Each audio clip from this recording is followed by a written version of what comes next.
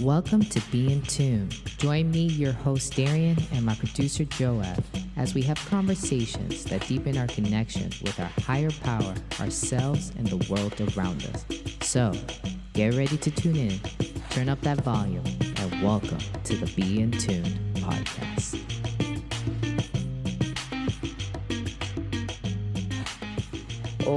What up, everyone? Welcome back to another episode of the Be in Tune podcast. Woohoo! Oh my goodness. I am your host, Darian, and we have the amazing, the one and only, literally the one and only producer of this podcast, Joab. Joab, say a hello.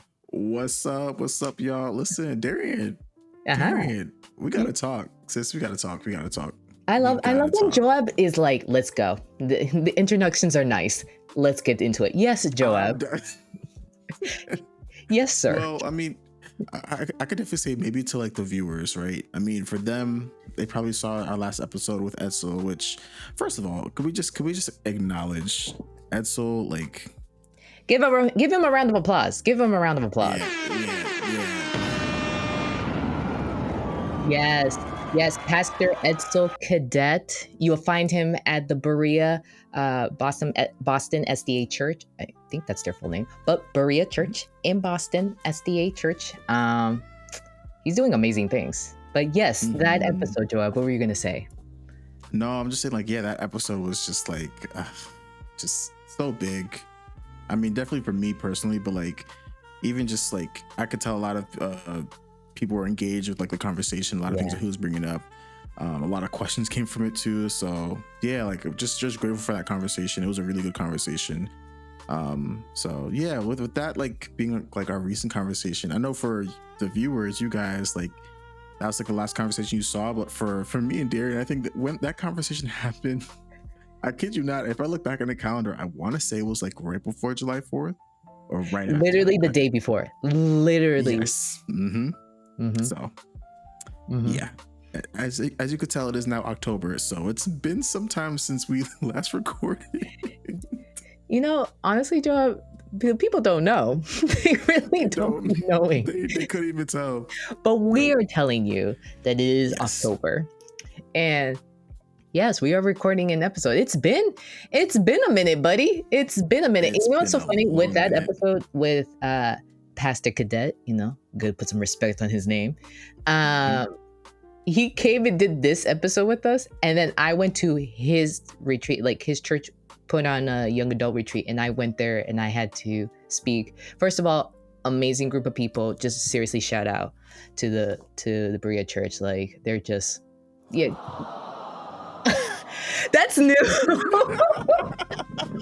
I love that. It is, the is so deserved. Like amazing group of people. I always have a blast when I go to those retreats. So I thoroughly enjoyed myself. So yeah, so I got to see him, but I saw him more than I saw Joab because actually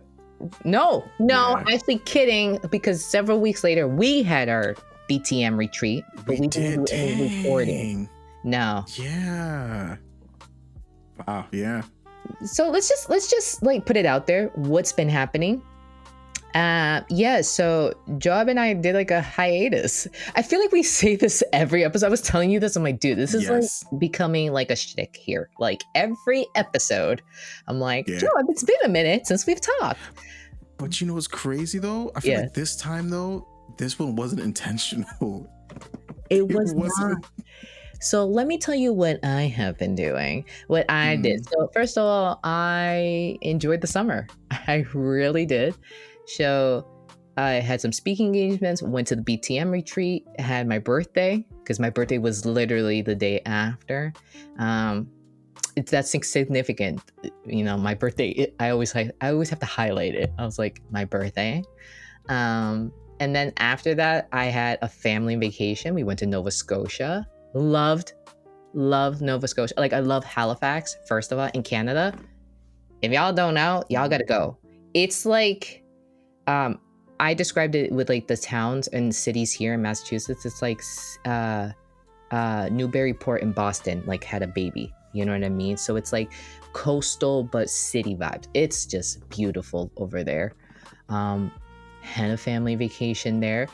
Then I came back, worked a week, and then I went off to Italy for 2 weeks. I'm not trying to like have a showboaty moment here, but I did some traveling this summer. Mm-hmm.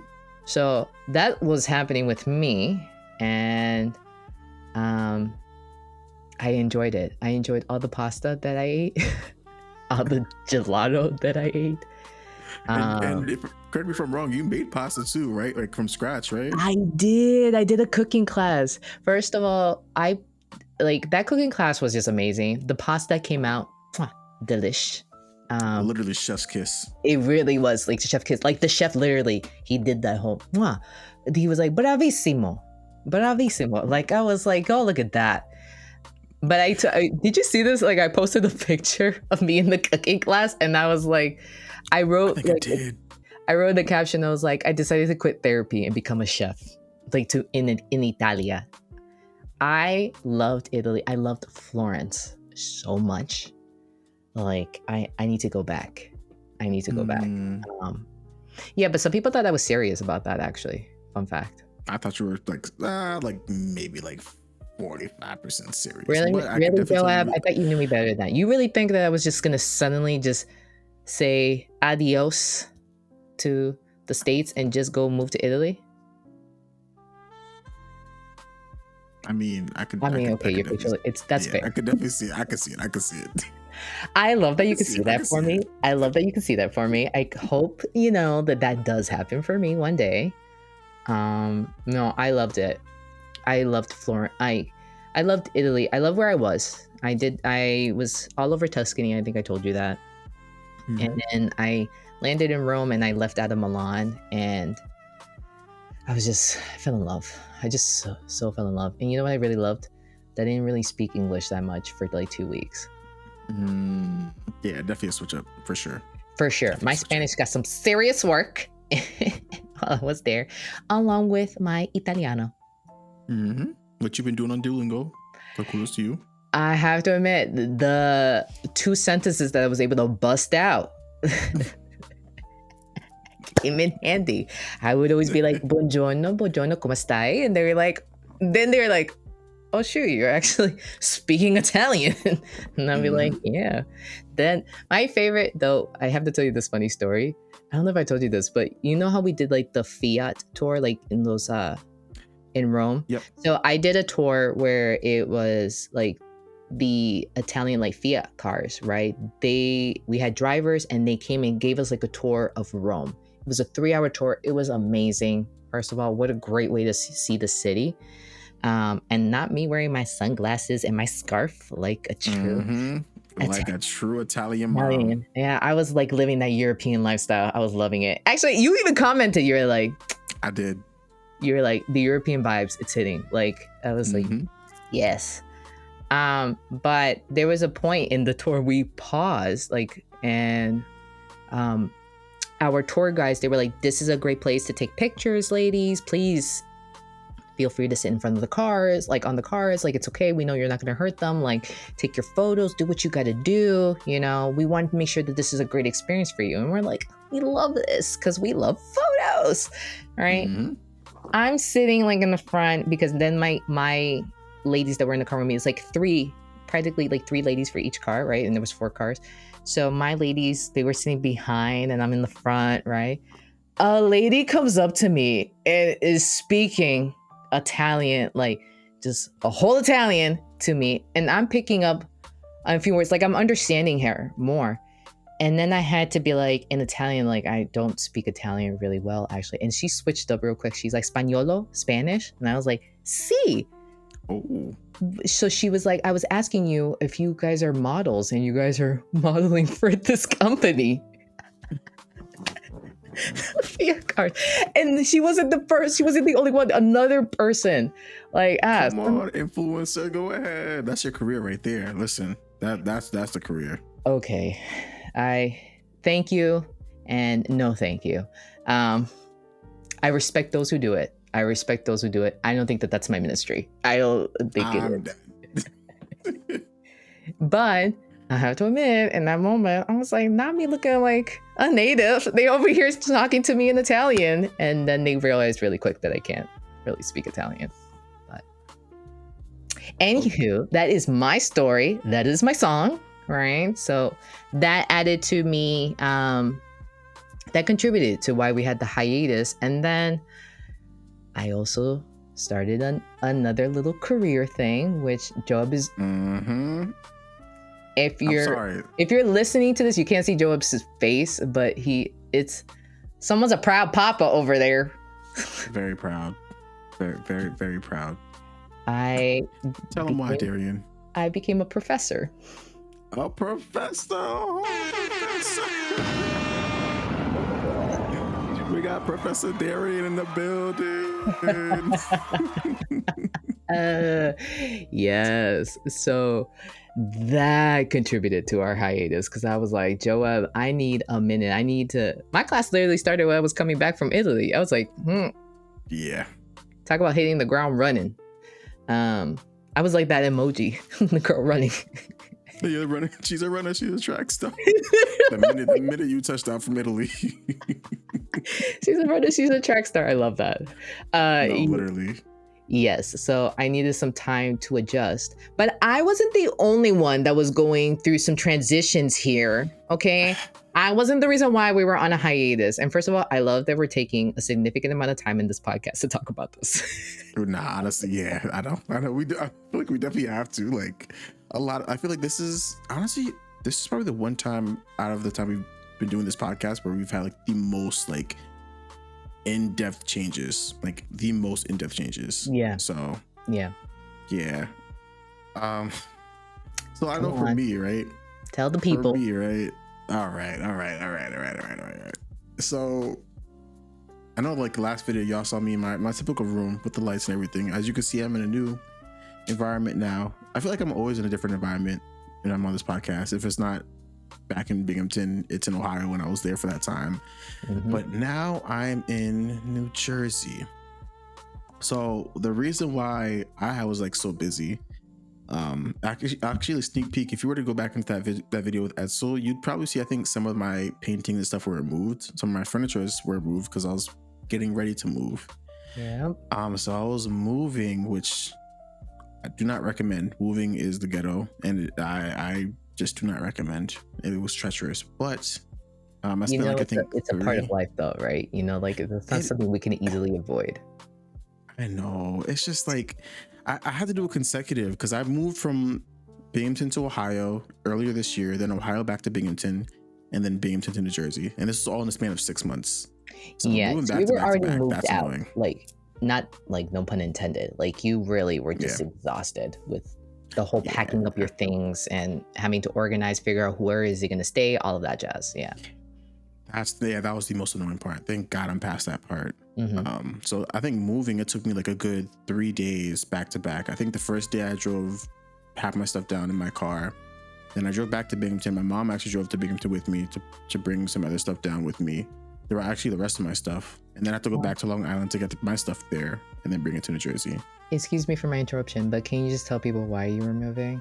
Because you just out here just saying I moved. Well, now people are like, well, why did you have to why didn't you just stay in the Binghamton area? I don't even know if I said that town really correctly. You did Binghamton, yeah. Okay, yeah, I stuttered a little bit, so thank goodness it helped.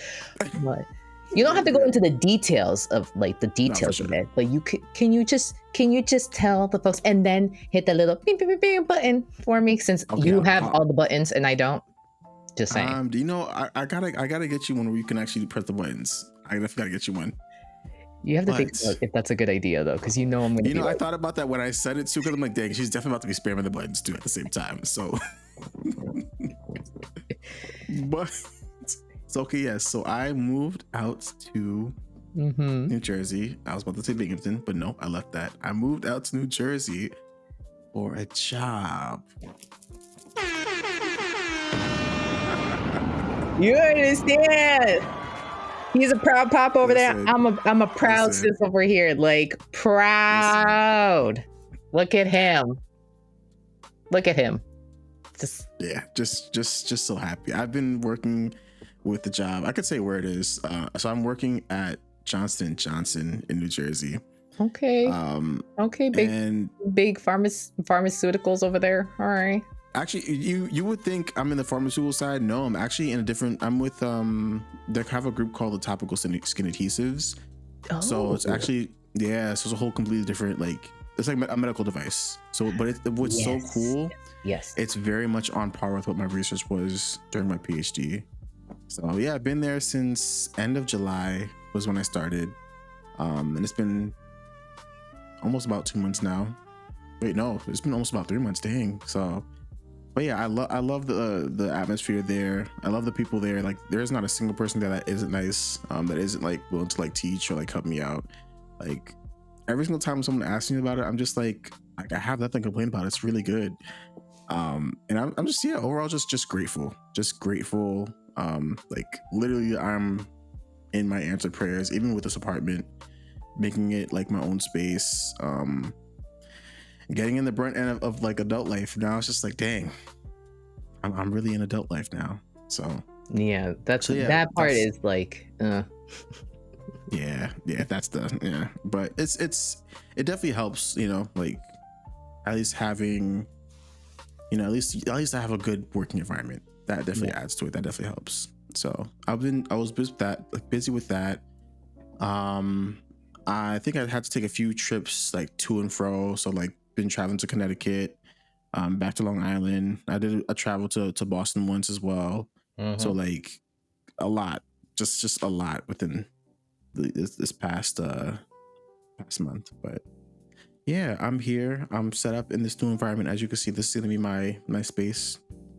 for the remaining future. But yeah, we are here. We are both here. Transitions and all. Yeah, we'll talk about a lot of transitions for us. Like a lot, that I imagine. No, I don't imagine this because you and I both have talked about it. Like, these transitions have been so good and they've been overwhelming at the same time, right? Like the Mm-hmm. responsibilities, at least, that comes with these transitions. And I don't think we really talk about that much, um, as like a society, because we hope for all the good things. We hope for like the next step to like level up, to get that job, right, to take that vacation, right, or and then to be like, oh, I'm stepping into another role here that you kind of dreamed of and all that. Mm-hmm. um, and it's so good, and then you can't help but experience some imposter syndrome Yep. and all of that, right? Yep. And you can't help but experience some of those low moods, right? And those low moments, and feeling overwhelmed and confused, and just like, again, going back to the imposter syndrome, asking yourself, like, can I do this? Am I capable of this? And Yeah. at the same time, we have to hold on to that. And it's like, and hold on to that. And it, Mm-hmm. you can't. You have to remember the work that you put in. You have to remember what you were capable. Like, what did you do to get here and to get to this point, this position? So, Yeah. yeah, And I think that's the difficult part. It's the acknowledging the end, like acknowledging, because I feel like it's so easy to get fixated on just one side. for sure. So it's like, dang, I didn't even consider this other side of the coin. Yeah. So We do get fixated on one side. We get fixated on the side, at least for me, I'll speak for myself. Like, I get fixated on the side of like, oh my gosh, this is happening. You know what I mean? I'm all like excited. And then I don't know about you, but then I have like a quick turnaround time of like, oh, and this could fail. This could be like the worst thing ever. Like, anxiety galore. You know what I mean? And my anxiety rise. When it came to like doing like the adjunct, like the teaching, I did, like, I remember talking to my dad, and I'm like, I don't know if I can do this. Like, I don't know if I'm the one that can do this, to teach this particular topic and all that. This is, I love, sometimes in life, people just get yourself a Dominican papi. Like, literally, this is my dad in his Caribbean mindset. He's like, yeah, you'll be fine. You can do it. typical He Caribbean didn't dad. even validate the feelings. He didn't tell me what the acceptance, nothing. He just went, yeah, you'll be okay. And I said, thanks, Dad. And then, of course, having a therapist for a daughter, the dude has to say more words now. He's learned. So it's Hmm. just like, he's like,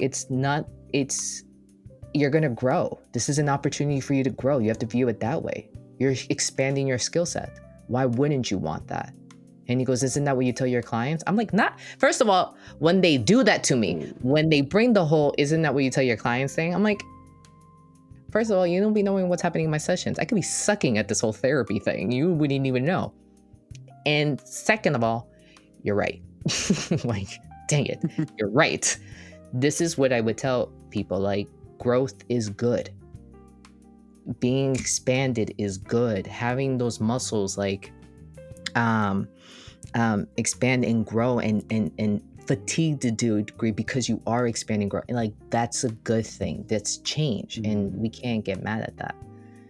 But I'm actually, if I can kind of, I was trying to set it up very nicely to our topic, but I feel like I'm going around the river bend here. So I just want to kind of, if I may be just direct, I kept saying the word and Joab, you kept saying the word and because you know the topic for today. And what I really want to focus on today is dialectical thinking, because there was a lot of that I had to do with these amazing transitions. And Joab, in our conversations, I kept hearing you use the word and a lot Hmm. when it came to expressing concerns and worries and excitement and curiosity about Yeah. this new stage of your life.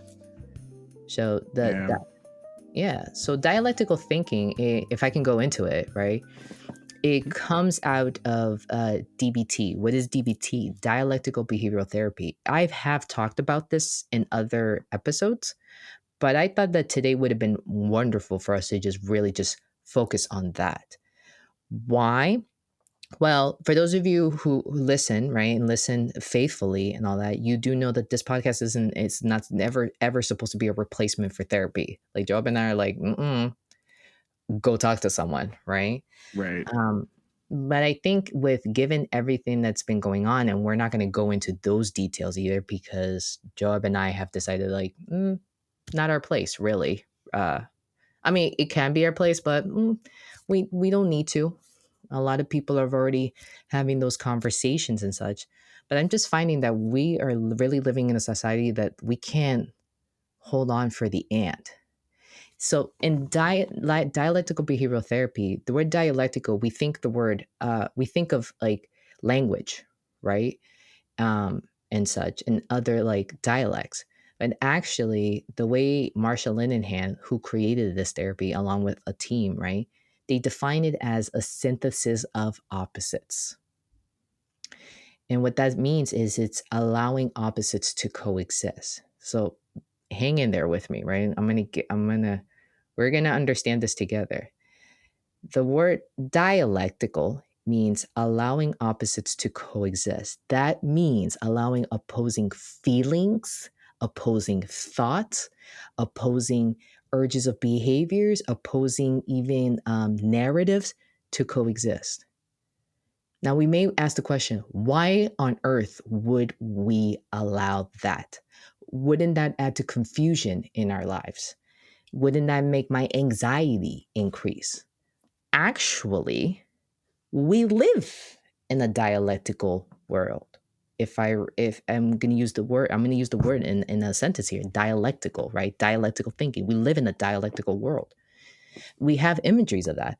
First of all, let's start with our days. We have light, sun, right, for our day, and then we have what? The moon and the stars and darkness for our night. Those are opposites if you really think about it, and they coexist. As humans, we have conflicting emotions. We can experience conflicting emotions. You can experience happiness and sadness. We do. We experience the love and some of us the hate. We want to be careful with that one, right? Shame exists in our atmosphere, exists within us, right? And so can confidence in a certain task, right? We can be self confident. So we live in a dialectical world, there's always opposites coexisting. We have opposite personalities. Heck, Job and I, even though we overlap on a lot of things like morals and such, we're still opposites in how we come about a particular topic. Heck, when it comes to even structuring our uh episodes, right? I'm a very loose structure type gal, and Joab is a very like, can we have bullet points? The Like bullet points. We love the bullet points. he loves a good bullet point, and he loves a good sub Yep, bullet point too. I do. Oh, that's the icing on the cake right there for sure. We have dialects in our mind. We have left brain and right brain, right? Analytical and creative. And those two parts of our brains make up a whole human. The opposites that we actually experience, right? The opposing emotions that we can feel make you up, make up your human existence. What's the trouble here, at least that I found in my years of being in the mental health field, is that we get caught up with having to choose one feeling over the other, one side over the other. When we think dialectically, it actually opens up to a both and mindset. It actually opens up to looking at things from various perspectives. Now, that can get a little dicey, especially if you're in talking about all things politics. That, no, I'm not, like I said, I'm not going to touch that one with a 10-foot pole, but it can get very frustrating and very dicey to hold onto that both and mindset, because it's like, once we can get caught up in like, but you're wrong on this. You were factually wrong on X, Y, and Z. Okay, then maybe you want to try the dialectical thinking in that type of scenario. But I want to talk about it because it's like, hey, this can be a really helpful mindset for us when it comes to us leveling up, when it comes to us moving past our anxious thoughts, our depressive moods, right? Our stagnation that we're experiencing in our lives. Not accomplishing certain goals, right? Accomplishing certain goals and feeling overwhelmed and experiencing that imposter syndrome and such. If we think dialectically, it actually can help with taking away the pressure that we can put on ourselves, because that pressure of having to choose one side over the other, one feeling over the other, that's exactly that. It's just creating pressure. What happens if you were just like, I'm feeling nervous and hopeful, right? Or I feel sad and somewhat of happiness here over this situation, relief, right? That actually can help with you creating more awareness of yourself and reducing the shame that can come about when we can actually experience, because we're pushing ourselves to have to decide and be one follow through with one emotion and follow through with one thought, or follow through with a particular behavior. I said a lot there, Joab. So Oh, honestly, when you were saying that, especially the feelings part, tell me why my mind instantly, I just saw the screen and the scene.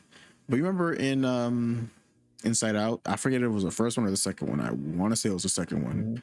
where I think they show those orbs, the feeling orbs, whatever they call it, and it's like different colors or the memories. Yes, yes, yes, yes. Yeah, and the memories were tied to a specific feeling, which is why. So if it was like Riley, the little girl, was like, that memory was something of like her parents, singing happy birthday for her. The color would be yellow for like joy or happiness, because she was feeling joy and happiness.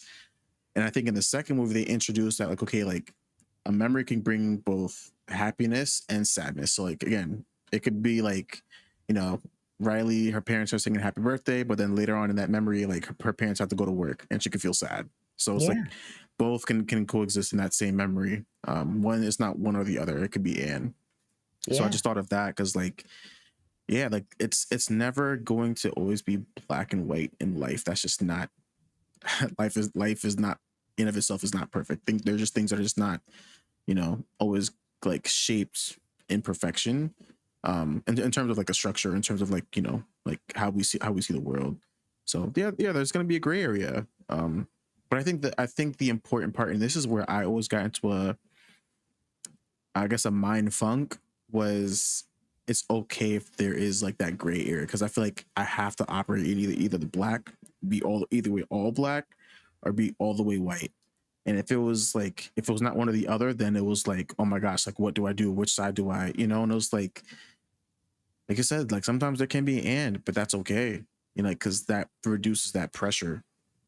So, and I think that's needed at times, right? And I feel like it's definitely important. It's important to consider. Yeah. Actually, going with Inside Out, I was just thinking of like the ending of the first movie where it was revealed that to Joy, the sadness was there in Riley's core joyful memories. Because, Mm-hmm. and I think it was like similar to that you were talking about, right? It's just when Joy looked at the memory, also saw that Riley was sad first about something, and then it ended up experiencing some joy because she was comforted, right, by her parents or by her friends. But she was sad originally because she like lost the hockey game, or something else happened. So yeah. Yeah. Yeah. Yeah. Now, and this is okay. So this is my question I told you Mhm. about beforehand is going to come into play, because even while you were talking about like dialectical thinking, Mhm. it almost sounds like, in a sense, when you have two opposing feelings or two opposing positions, it almost feels like dialectical thinking is saying like, hey, like there can be an and, it could be both positions or both feelings, but is that the same as like a middle ground, or is it different? Mm. Ooh, good question. And I guess if I could explain the reason why I asked that, Mhm. because like when I was thinking about that, I'm like, okay, so let's just say again, like your feelings, or even just like a position, like of where your stances or opinion or whatever, like you could have two opposing stances on something, but like they both can be true at the same time. But are you choosing that stance because you're seeking the middle ground, or are you choosing that stance because like that's what it is? It is what it is. It is an and statement. So I guess like that's where I was kind of like thinking like, can they be playing off each other? Does dialectical thinking like define middle ground? Like it almost seems like they're both like related somehow, or if they're not like siblings, like they're like distant cousins or something.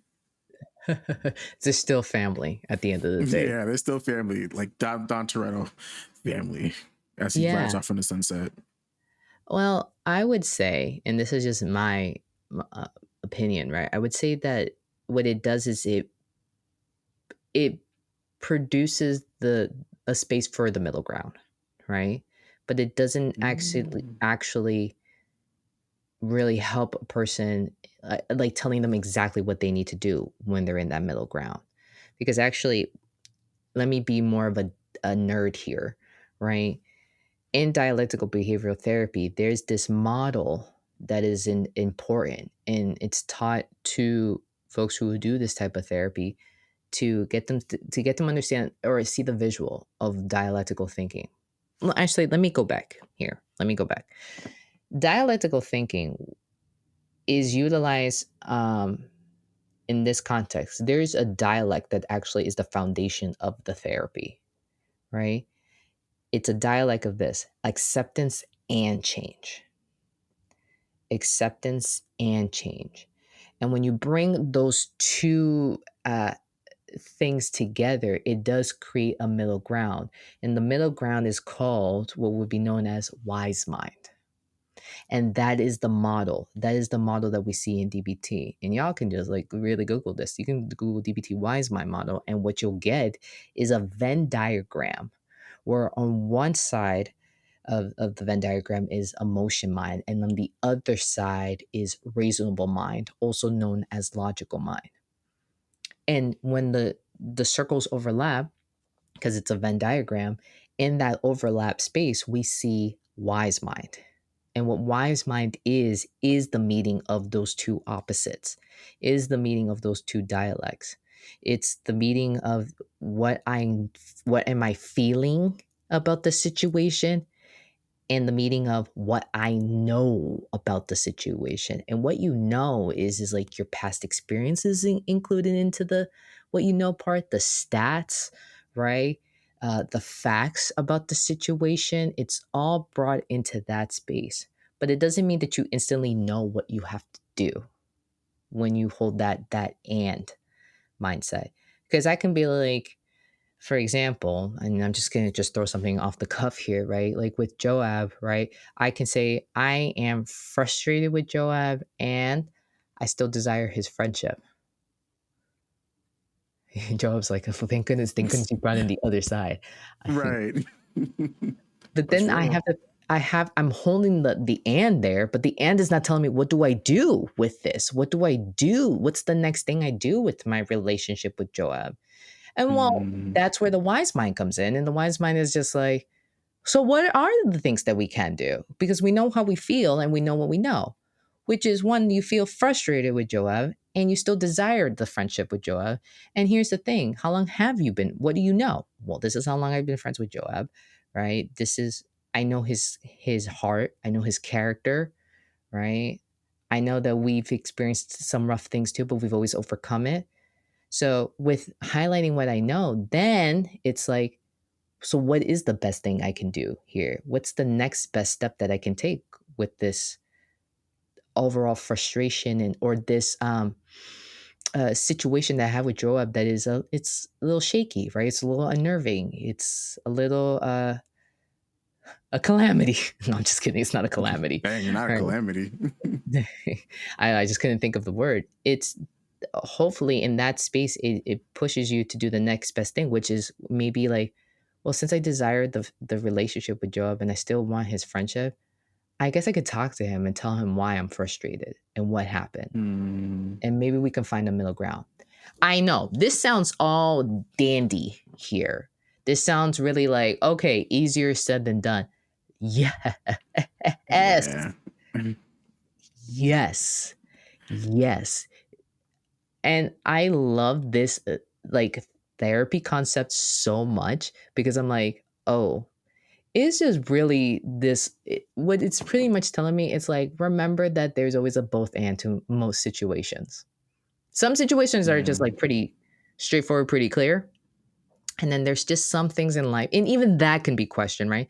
And then there's just then there's a lot of situations and a lot of encounters that we could have with people that does encourage like this both and mindset can be encouraged because it helps you to be able to figure out how are you going to um how are you going to present yourself to that person, how are you going to interact with them. Yeah.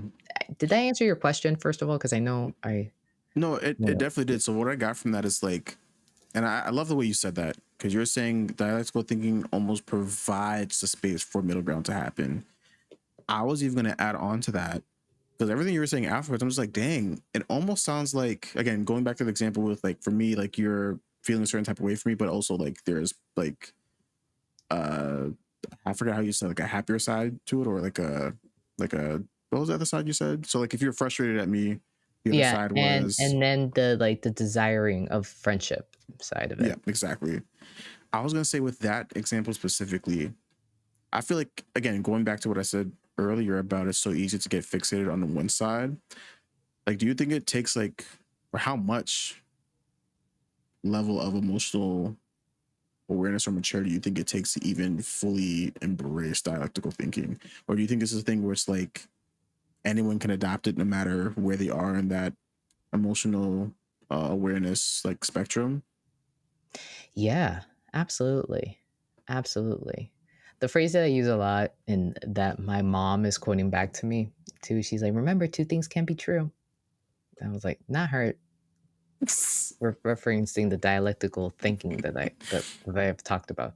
Because that's what I say. I'm Mm, like, two things can be true. We hear that phrase a lot. That's what do you think it's yeah. stemming from, right? Now, if you want to be more specific and technical and want to focus on the semantics, sorry, two opposites can be true here, right? And then, of course, if you really want to get technical here, like, but what is truth and all that? I'm like, all right, well, that, Going down the rabbit hole. or we can have that existential conversation another time, right? Hmm. Um, essential philosophical conversation. Um, but yes, anyone can adapt it. You can adapt it for anything. It doesn't matter what level of where you are in the emotional intelligence spectrum. It's actually, I think, if anything, it's a great start, in my personal opinion. Because now let me go again back into my nerd bag here, which I love so much. Is this particular therapy was created originally created for folks who have such difficulty regulating their emotions, and that was causing such distress in their lives that suicidal ideation was up, right? Harming self was up. It was just, what a time, you know what I mean? And I'm not saying that in like in a fun way, you know? And when the therapy was presented, there was a high, uh, not a high rate of like inpatient, but they were noticing that the specific group, right? Inpatient was the only, being inpatient, locked up was the only way to kind of quote unquote maintain someone's mental well being, right? And the therapy went from, do we just validate people in their experiences? Yes, you can. But they realized that not much change or the actual regulation of emotions were happening. And then they went back to the other ways of like, we know psychology has always evolved and has different areas to it, like behavioral science, like, let's change the behavior, right? What is like the thing that triggers the behavior? How do we recognize it? What's the stimulant? And then what do we make the changes, right? So they were, then they went to the change side of things of like, let's just change behavior. Okay, but the changing of the behavior without the validation, it's like, does that really motivate someone to step into what they are capable of? Because every human is capable of this, regulating their emotions. Mm-hmm. Yes, there's factors and some like details and all of that is important, and it's all within context, of course, right? Like if someone is hungry and ask them to regulate their emotions, that's gonna be like, we make fun of this, like we talk about, we use the word hangry a lot as jokes, but that's like a thing. Like Snickers Mm-hmm. is like making a bunch of money off of their marketing campaign off of the word hangry, but it really does present an actual truth. Like, how do you expect me to regulate my emotion and I'm starving over here? Right? I'm hungry, right? First of all, my body's out of whack. So, Mm-hmm. and you want me to regulate my emotions? So let's, yes. So talking about like basic needs being met, of course, and all of that. There's a whole context to that. But when the therapy was created, it was just like, okay, how about we just do both? How about we just start there? How about we just start with, hey, hold up. How are you feeling? I'm feeling angry right now. Okay. That's okay. Let's accept it. Let's accept it. No, I don't want to accept that I'm feeling angry. I want to change this. I feel like I have to change this. I feel like I can't be this. Or I'm anxious right now. I shouldn't be anxious. Like, this is ridiculous. Why do I always have to get anxious in this situation? Dialectical thinking would be like, hold up, we're accepting. We're not judging. And you can accept something that you don't like, by the way. Mm-hmm. Just want to put that little PSA in there, right? Public service announcement. You can accept things that you do not like. Hey guys, it's Joab. Listen, this conversation was like mind blowing. Okay, a lot of information. We spoke about dialectical thinking, dichotomous thinking, just so many good information that came out of this episode. Of course, it would be a lot to package this in one episode. We do have to split this up in two parts. So be on the lookout in another 2 weeks for part 2 of this episode. But let's just be mindful of that last statement that Darian said. You can accept something that you don't like. Maybe some food for thought. So please, if you enjoyed this episode, please feel free to share. Definitely subscribe. We post a lot of great information, shorts, especially on our main page, on our Instagram page, which you can find in the description. Definitely like the video, definitely supports us. I mean, we're doing this to really just share the information with you all. So it's definitely greatly appreciated. We love reading the comments and hearing your stories as well too, if this really has helped you out. So please be on the lookout. We love y'all. Take care, y'all. And remember, be in tuned.